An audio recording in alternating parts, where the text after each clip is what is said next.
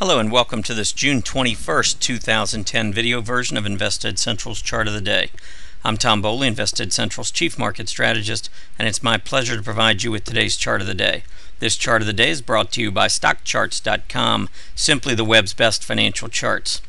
Today we are featuring a $120.7 billion Dow Component, Coca-Cola, ticker symbol KO. This is in the consumer goods area.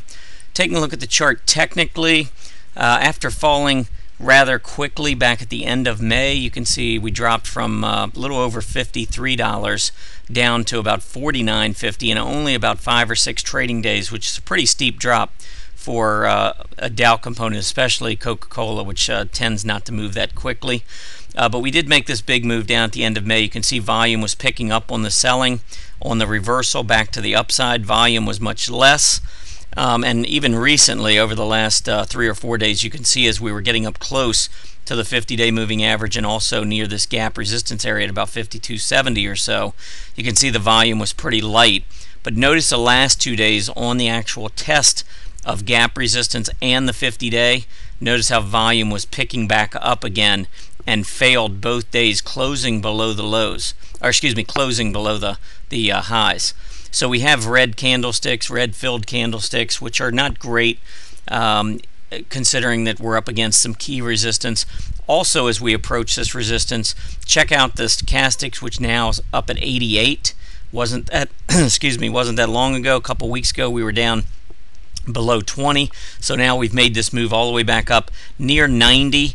RSI, which in a downtrend, a lot of times you'll see RSI tend to struggle in the 50 to 60 range. We're sitting at 53, so that's another little bit of a warning flag. And then, of course, if we take a look at the MACD here, we came all the way back up here near the center line, which generally in a downtrend that will hold.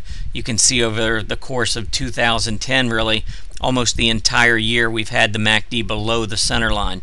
So anytime you're getting up close to that center line, it's an indication maybe to think more on the short side.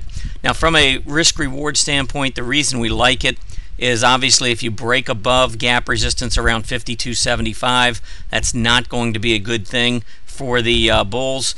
For the bears. So now let's look and see if we can get some reversal to the downside. If we close above 52.75, 53 area, I'd think about covering from a short perspective. And to the downside, because we are in a downtrend, if we do start to reverse back down, we could look for maybe lows back down around the $49.50 to $50 area. So we like the risk reward here on the short side. Just keep those stops tight in the event the market decides to make a break to the upside. I hope you've enjoyed our presentation today. Be sure to check out our chart of the day every day at investedcentral.com. While you're there, sign up for our free weekly Market Pulse newsletter and have the chart of the day emailed directly to you. Happy trading.